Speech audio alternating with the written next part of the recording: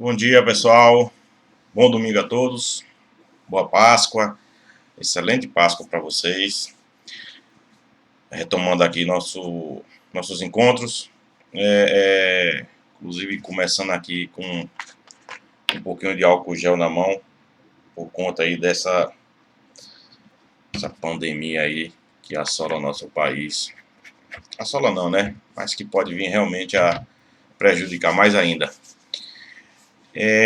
Pessoal,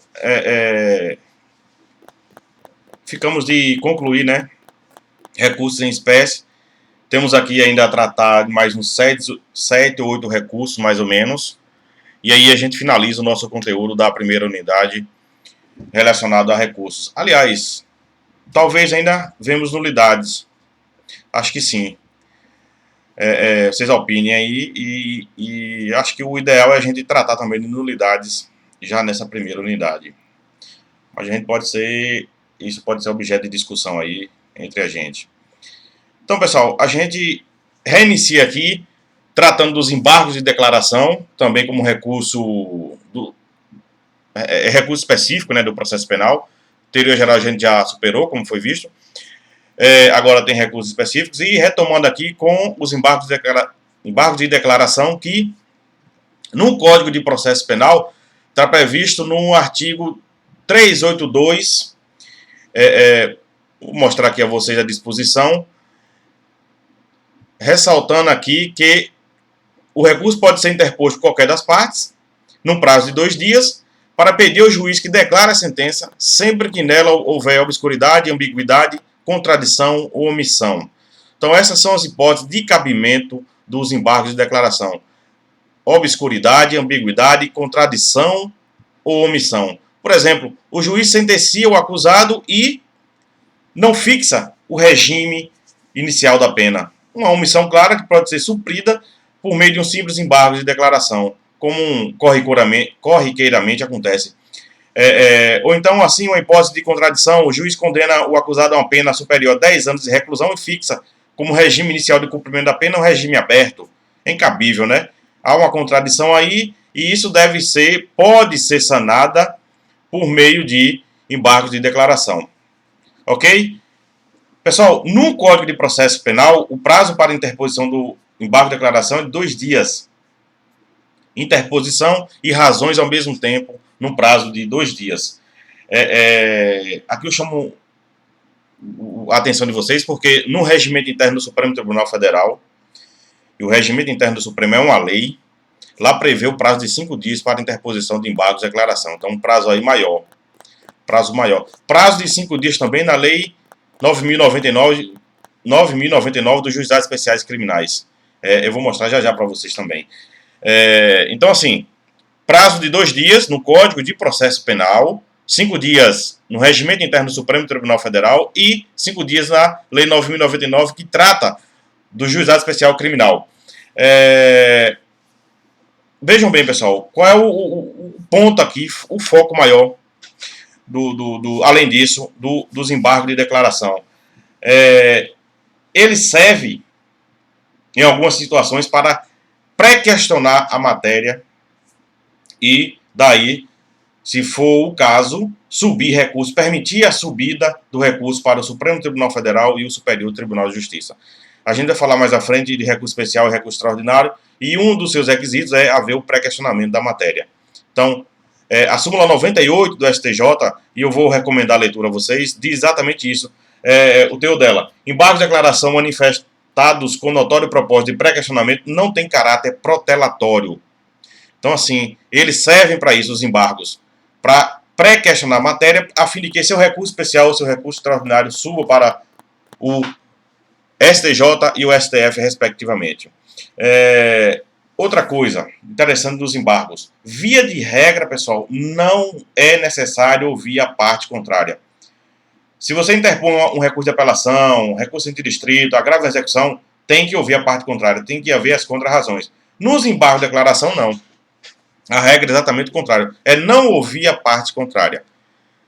A não ser, e aqui já estamos falando da exceção, quando os embargos possuem o condão de modificar a sentença embargada, a decisão que ele está embargando aí, ok? Nesse caso aí é obrigatória a oitiva da parte contrária, é obrigatória a colheita das contrarrazões.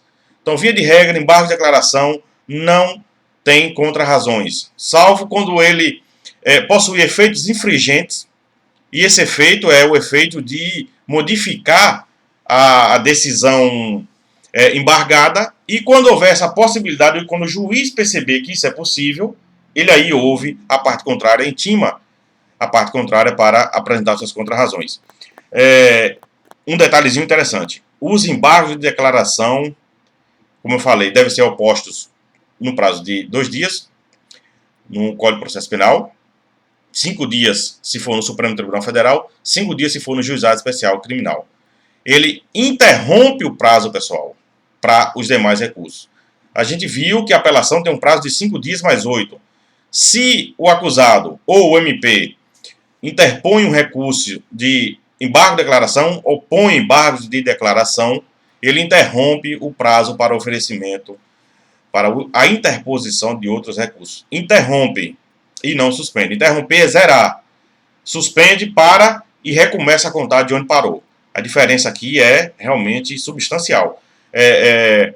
Vejam bem aqui, vejam o que é que diz aqui. Eu vou voltar com vocês a demonstrar aqui. A Lei 9.099, em seu artigo 83, cabe embargo de declaração quando a sentença ou acordo houver obscuridade, contradição ou omissão. Basicamente a mesma coisa. Os embargos de declaração serão postos por escrito ou oralmente. Oralmente porque no juizado prevalece a sistemática, no prazo de 5 dias. Prazo aqui de 5 dias, que eu falei para vocês, contados da ciência da decisão. E os embargos de declaração interrompem o prazo para interposição de recurso. Até sendo, mas isso aí não é novidade. No Juizado Especial Criminal Percebam a redação antiga do artigo 2º, que foi revogado. Quando opostos contra a sentença, os embargos de declaração suspenderão o prazo para o recurso. Então, antes da Lei 13.105, que é o novo Código de Processo Civil, os embargos de declaração no Juizado Especial Criminal, ele suspendia o prazo dos demais recursos. Agora, com o novo CPC, ele interrompe. Esse parágrafo 2º foi atribuído a ele nova redação e, a partir da vigência, em 2016, março de 2016, que passou a viger o novo Código de Processo Civil, o embargo de declaração também no Juizado Especial Criminal passa a interromper o prazo para interposição de qualquer outro recurso. Ok? Eram essas as principais observações com relação aos embargos. E aqui a gente passa a discutir sobre a correição parcial. E o que vem a ser essa correição parcial? Isso é um recurso, pessoal, previsto lá na Lei 5.010, artigo 6º, inciso 1º, salvo engano. Inclusive tem até uma discussão se é ou não recurso, porque ele não está previsto no Código de Processo Penal. A previsão dele é no artigo 6º, inciso 1º. Eu vou procurar aqui para vocês, para a gente visualizar melhor. Artigo 6º, inciso 1º da Lei 5.010, prevendo que ao Conselho da Justiça Federal compete conhecer de correção parcial requerida pela parte ou pela Procuradoria da República, num prazo de 5 dias, contra ato ou despacho do juiz que não caiba recurso ou comissão que importe erro de ofício ou abuso de poder. Então, vamos às regras aqui desse artigo. Primeira coisa, como eu falei, parte da doutrina entende que não se trata de recurso porque não está previsto no Código de Processo Penal. Mas prevalece o entendimento que sim, que é um recurso que deve ser interposto no prazo de 5 dias contra decisão do juiz que não cabe recurso. Vários regimentos dos tribunais estaduais, tribunais regionais federais, prevêem a possibilidade da correição parcial. E, como eu falei, serve para combater decisões que tumultuam o processo, pessoal. Por exemplo, juiz que indefere pedido de requerimento de diligências. O MP requer diligências e o juiz nega e determina o segmento do processo, do inquérito policial. Isso cabe correição parcial. O Ministério Público requereu o arquivamento do inquérito policial. Aí o juiz nem arquivou e nem submeteu ao Procurador-Geral de Justiça, ao chefe da instituição, conforme o artigo 28 do Código de Processo Penal. Ele aí determinou o segmento do processo. Cabe correição parcial. Por quê? Porque não há recurso específico para essa situação. Ok? No prazo de 5 dias, como eu falei, deve ser interposto. Segue o mesmo rito, o mesmo processamento do recurso em sentido estrito. Na visão da jurisprudência, a correção parcial tem o mesmo processamento, o mesmo rito da correção do recurso em sentido estrito, perdão. Então, ou seja, lembrando que o recurso em sentido estrito, no procedimento dele, possui efeito regressivo, o recurso possui esse efeito, e é possível o exercício do juízo de retratação. Inclusive, se aplica a correção parcial, esse mesmo procedimento, o juiz, obviamente, pode se retratar e voltar atrás aí, mudando a sua própria decisão. Beleza? Correção parcial, Lei 5.010, artigo 6º, parágrafo 1º, prazo de 5 dias. Há quem entenda, parte da doutrina, que não se trata de recurso, porque não está no CPP, é entendimento minoritário, serve para combater decisão do juiz que tumultua o processo. Decisão em face da qual não haja previsão de recurso e que causa tumulto no processo. Ok? Tranquilidade. Partindo aqui, avançando um pouquinho, vamos falar de reclamação constitucional.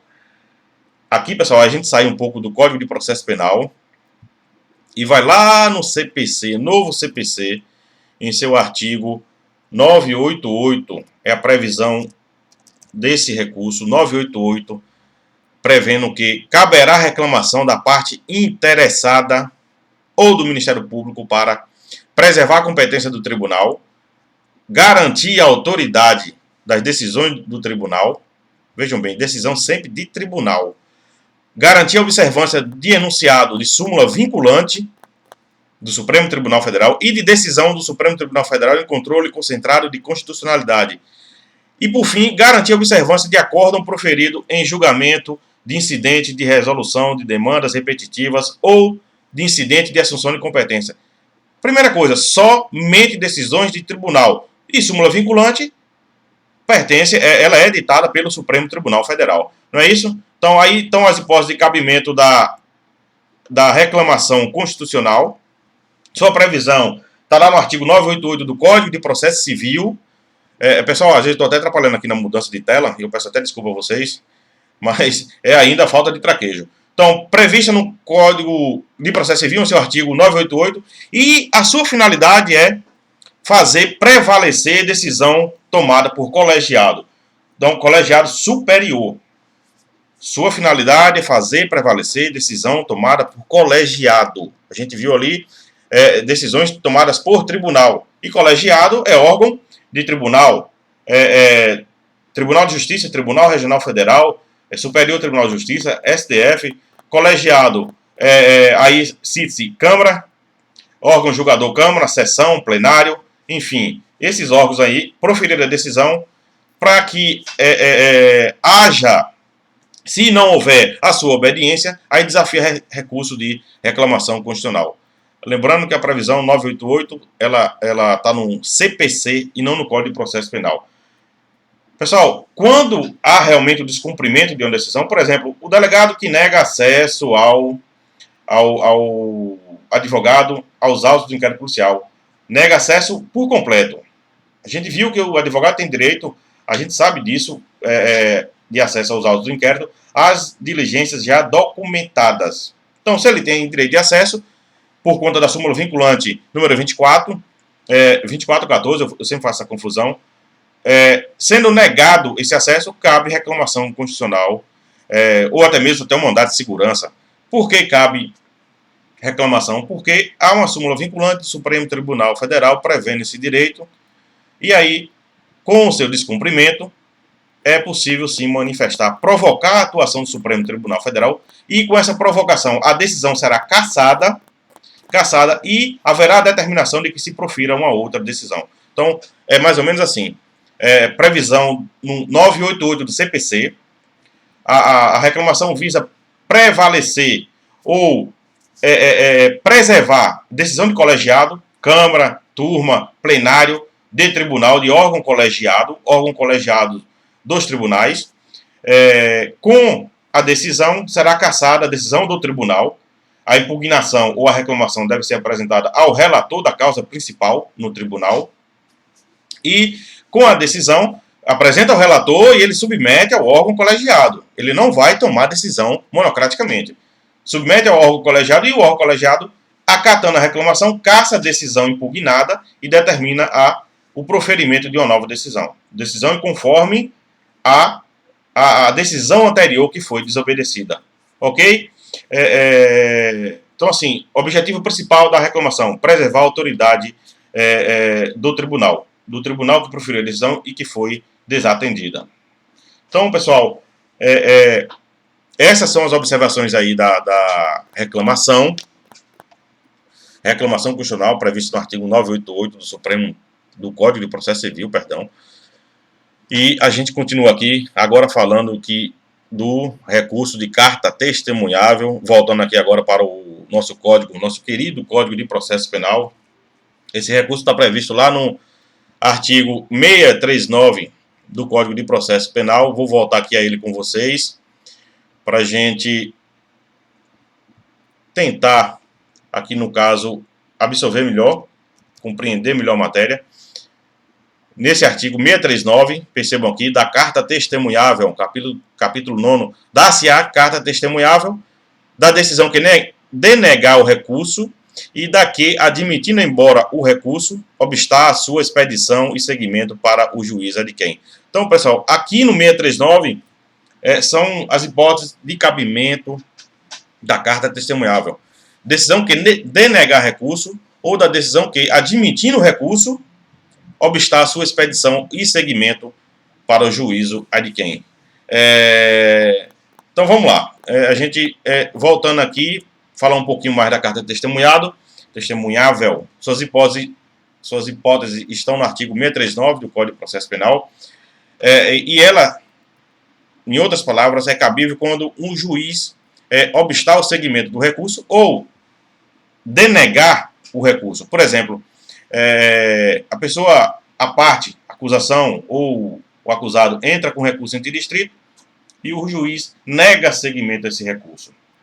Negou seguimento, cabe aí, no caso, a carta testemunhável. Detalhe, pessoal, esses recursos de que se nega seguimento e desafia o recurso de carta testemunhável são eles o recurso interdistrito, agravo em execução e correição parcial. Então, assim, repetindo, para que serve a carta testemunhável? Para combater decisão que nega seguimento ao recurso ou que denega o próprio recurso. Quais recursos? Recurso em sentido estrito, agravo em execução e correição parcial. Ok? A quem deve ser apresentado esse recurso? O recorrente aí impugna e apresenta a carta, impugna a decisão por meio da carta testemunhável, dirigindo ela ao escrivão ou ao diretor de secretaria lá da vara criminal. Ele é quem vai encaminhar esse recurso da carta testemunhável ao tribunal. Percebam bem, ao escrivão ou ao diretor de secretaria. O recurso não é dirigido ao juiz, porque ele já negou seguimento ao recurso. Recurso interdistrito, agravo em execução ou correção parcial. Negado, aí, se a parte acha que a decisão é irregular, digamos assim, aí ela ingressa com a carta testemunhável, mas dirigindo ao escrivão da vara, ao diretor de secretaria, num prazo de 48 horas. Percebam, esse prazo é bem pequenininho, 48 horas, mas em homenagem ao princípio do duplo grau de jurisdição, tem se admitido a sua interposição no prazo de 2 dias. Percebam aí, isso é evidente, o prazo de 2 dias é bem diferente do prazo de 48 horas, que é contado hora a hora, minuto a minuto, o prazo de 48 horas, e 2 dias é aquele prazo que se esgota ao final do expediente, né? Então aí tem realmente uma diferença. Então, prestigiando o princípio do duplo grau de jurisdição, admite a interposição da carta testemunhável no prazo de 2 dias. Pessoal, ela não possui efeito suspensivo. Está lá no artigo 646 do Código de Processo Penal.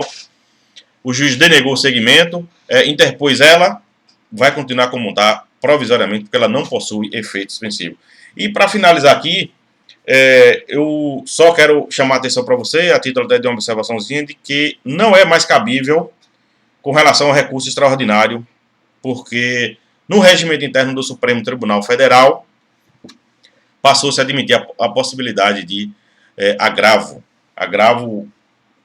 para o Supremo Tribunal Federal. Então, assim, era possível, não é mais. Então, hoje, limita-se a utilizar a carta testemunhável quando houver a denegação ou o não seguimento do recurso em sentido estrito, do agravo em execução e da correção parcial. Beleza?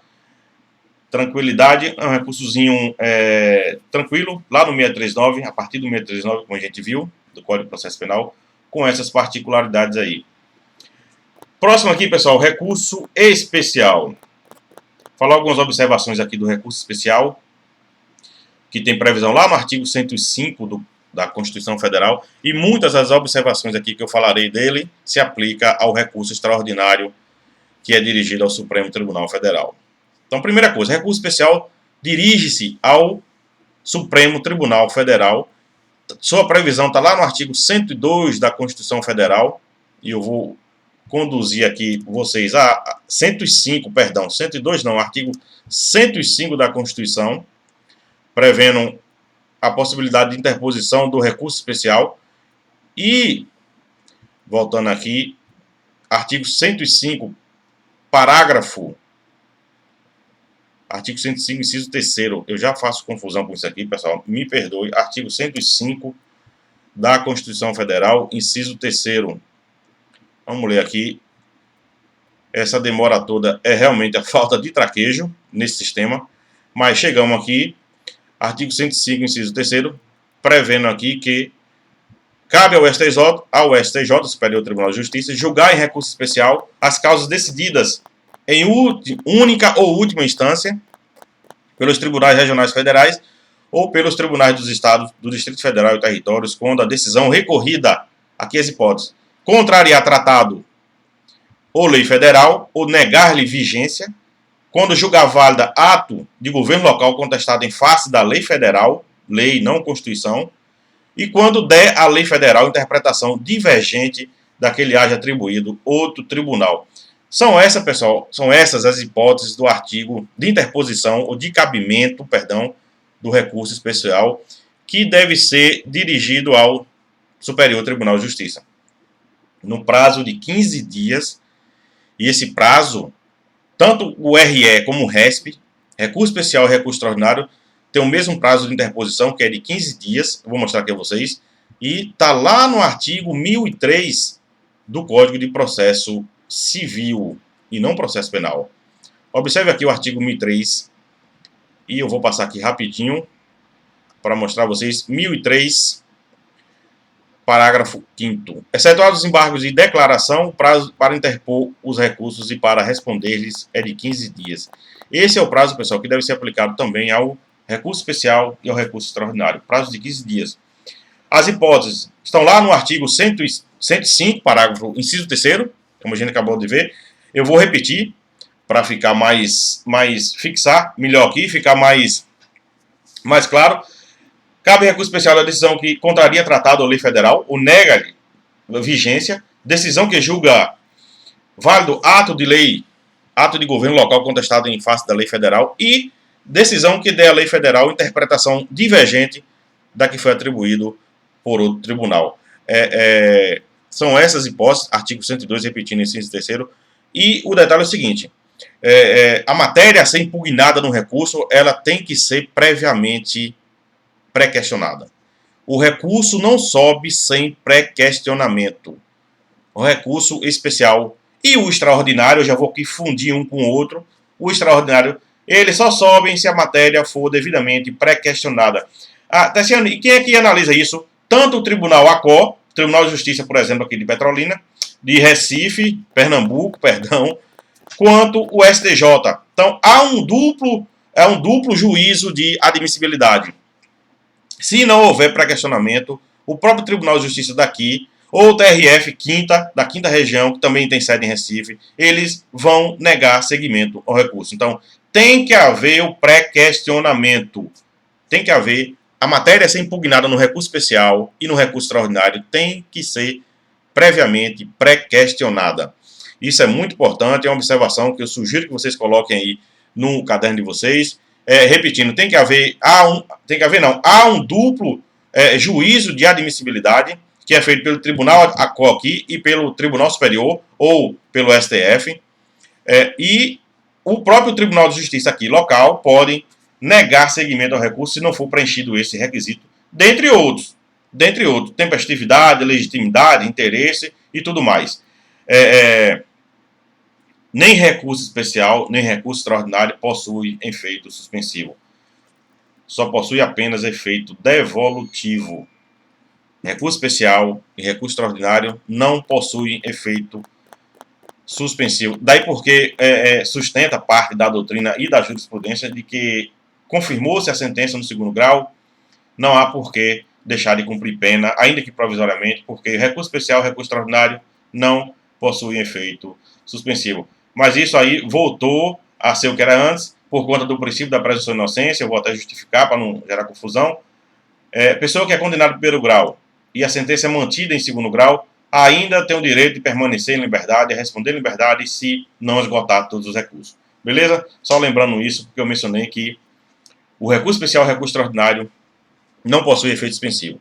E aqui já pegando o gancho, entrando no recurso extraordinário, RE, mais conhecido como RE, vou voltar à Constituição com vocês, para mostrar aqui a redação do artigo 102, agora sim, artigo 102 da Constituição Federal, 102, inciso 3º, deixa eu primeiro localizar aqui, artigo 102, inciso 3º, onde estão previstas as hipóteses de cabimento do recurso especial, recurso extraordinário, artigo 102, inciso 3º da Constituição Federal. Compete ao Supremo Tribunal Federal, precipuamente à guarda da Constituição, cabendo-lhe, isso é o caput do artigo 102, e no seu inciso 3º, ele diz o seguinte: julgar, mediante recurso extraordinário, as causas decididas em única ou última instância, quando a decisão recorrida contrariar dispositivo desta Constituição, declarar a inconstitucionalidade de tratado ou lei federal, ou julgar válida lei ou ato de governo local contestado em face da Constituição.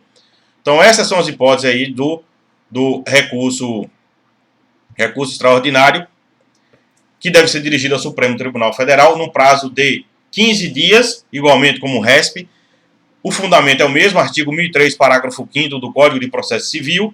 E, com relação ao recurso extraordinário, há duas observações que eu queria aqui mostrar a vocês, interessantíssimas. Eu queria que vocês, inclusive, anotassem aí no seu caderno, porque é muito interessante. Primeira, a matéria deve ser pré-questionada previamente. A matéria a ser impugnada em recurso extraordinário deve ser pré-questionada previamente, sob pena do recurso não ter seguimento. E segundo, com relação ao recurso extraordinário, aqui não se aplica o recurso especial. Há necessidade de demonstração da relevância da questão constitucional a ser discutida. Há necessidade de demonstrar a relevância da questão constitucional a ser discutida. Ou seja, isso nada mais é do que a demonstração da repercussão geral. Se não demonstrar a repercussão geral no recurso extraordinário, não será conhecido. Ok? Aliás, ele não será nem admitido. Ele não será nem admitido, ainda mais conhecido, quiçá conhecido. Ok, pessoal? Tanto o RESP, eu já estou mesclando aqui, que muita coisa se aplica a um e a outro. Tanto o recurso especial quanto o recurso extraordinário não são cabíveis em face de decisão de competências originárias. Isso porque tinha a previsão da Lei 8.038, eu vou lá ela com vocês, aqui, nessa Lei 8.038, percebam aqui, título 2, recursos, capítulo 1, recurso extraordinário e recurso especial, a partir do artigo 26 e 27, todos eles revogados pelo novo Código de Processo Civil. Então, assim, esses recursos especial e extraordinário não são cabíveis em face de decisão de competência originária. Ok?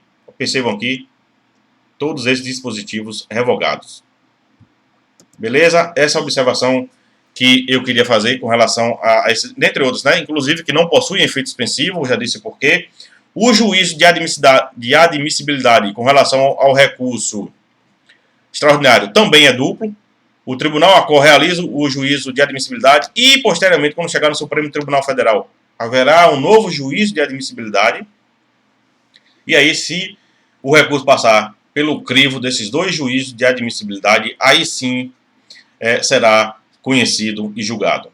Ok, pessoal? Então, essas observações importantes com relação ao recurso especial e recurso extraordinário, ambos devem ser interpostos no prazo de 15 dias, previsto lá no artigo 1003, parágrafo 5º do Código de Processo Civil.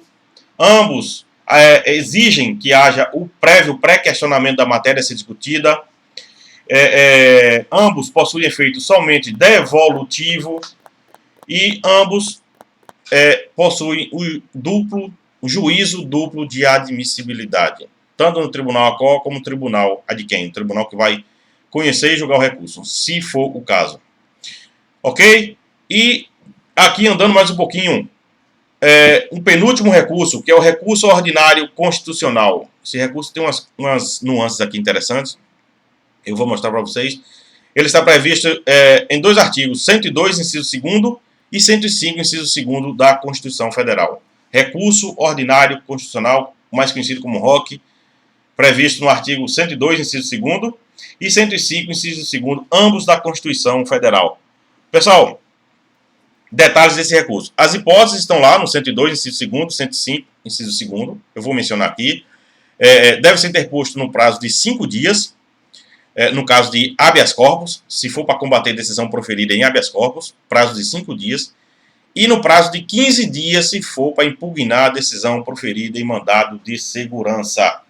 Artigos 30 e 33 da Lei 8.038.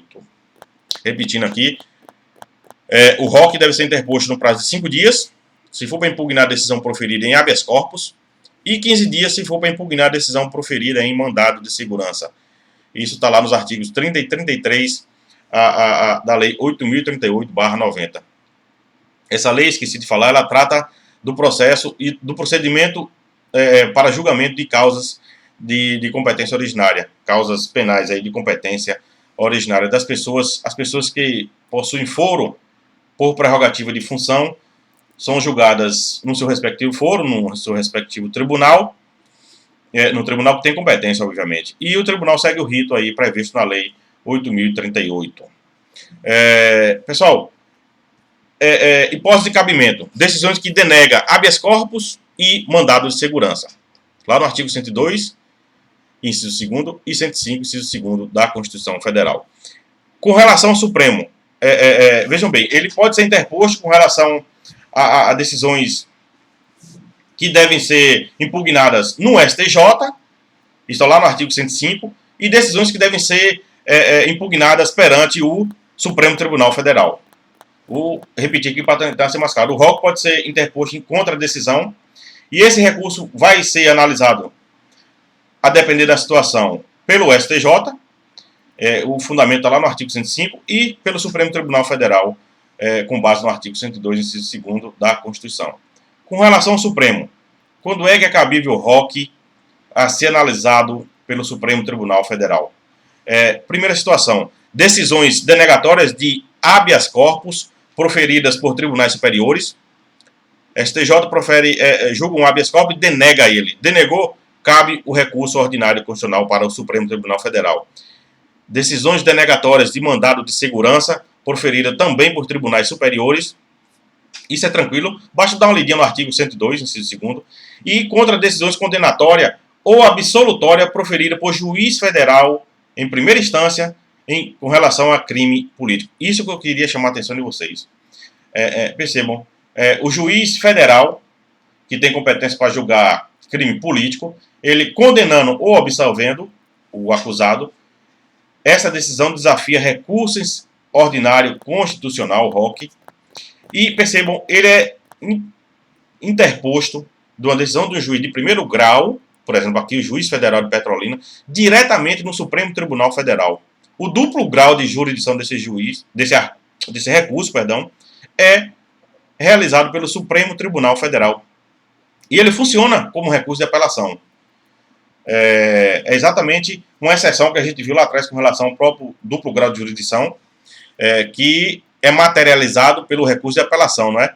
Mas aqui também o ROC, recurso ordinário constitucional, permite a reanálise de toda a matéria de fato e de direito, porque a decisão proferida pelo juiz federal de primeiro grau, decisão absolutória ou condenatória. E percebo, o recurso não vai para o Tribunal Regional Federal, ele vai direto para o Supremo Tribunal Federal. Ele dá um pulo da primeira instância para o Supremo Tribunal Federal. Então ele funciona como uma apelação, porque aí tem que se assegurar o duplo grau de jurisdição, tanto para a acusação quanto para a defesa nessa situação. Ok? Então, e com relação ao Superior Tribunal de Justiça, é cabível o recurso ordinário constitucional das decisões denegatórias de HC, decididas por Tribunal de Justiça, Tribunal Regional Federal. Perceba, a gente desceu um pouquinho aí na hierarquia. Então, decisões denegatórias de HC, proferidas por Tribunal de Justiça, Tribunal Regional Federal, ou decisões denegatórias de mandado de segurança, proferidas também por Tribunal de Justiça, Tribunal Regional Federal. Lembrando que, com relação à decisão que julga o HC, o prazo é de 5 dias, decisão que denega o mandado de segurança, o prazo é de 15 dias. Então, pessoal, repetindo, com relação ao recurso ordinário constitucional, ele funciona como um recurso de apelação, nessa hipótese de condenação de juiz federal ou absolvição, quando do julgamento de crime político. E para finalizar aqui, pessoal, o último recurso, que se trata dos embargos de divergência. Esse é um recurso um tanto quanto interessante, porque ele visa uniformizar a jurisprudência dos tribunais superiores. Esse recurso é interposto contra a decisão de turma do Supremo Tribunal Federal ou do Superior Tribunal de Justiça, que contrarie uma outra decisão proferida por uma outra turma, pelo plenário ou pela sessão. Então, pessoal, então assim, o embargo de divergência é o nome, embargos de divergência. Uma turma profere uma decisão, essa decisão contrária à decisão de outra turma, e para uniformizar a jurisprudência, interpõe aí o recurso de embargo de divergência. Por exemplo, a quinta e a sexta turmas do Superior Tribunal de Justiça são as responsáveis pela análise dos casos penais que chegam ao STJ. A quinta turma profere uma decisão que é totalmente contrária à decisão proferida pela sexta turma. O que é que a parte pode fazer? Interpõe aí embargo de divergência, opõe embargos de divergência à terceira sessão, que é responsável pela quinta e sexta turma, e a terceira sessão vai decidir para uniformizar a jurisprudência. Essa é a finalidade dos embargos de divergência, que devem ser opostos no prazo de 15 dias, e sua previsão legal está lá nos artigos 330 a 336 do Regimento Interno do Supremo, que é uma lei, como eu falei agora há pouco, e nos artigos 266, 267 e 255 do Regimento Interno do Superior Tribunal de Justiça. Lógico que eu fui buscar para ver o fundamento, mas a gente não costuma ler Regimento de Tribunal Superior. É interessante, né? Mas diante aí do curto espaço de tempo, a gente não costuma analisar regimento interno. Pessoal, finalizamos aqui recursos em espécie. Eu, mais uma vez, aqui peço vênias a vocês pela pouca qualidade da aula. E, mais uma vez, peço compreensão. Espero a gente, o mais rápido possível, volte à normalidade. Volte à nossa sala de aula. Isso que realmente me agrada muito. Mas aqui eu tenho que ser útil a vocês de alguma forma. Eu e os demais colegas, né? Mais uma vez, desejo a vocês uma excelente Páscoa, feliz Páscoa a todos, aproveite bastante ao lado da família de vocês e vamos estudar processo penal. Um abraço, pessoal, eu volto mais à frente para tratar da nossa prova e quero ouvir vocês a respeito do assunto de nulidade, se incluímos ou não nessa primeira unidade. Eu acho recomendável. Abraço a todos.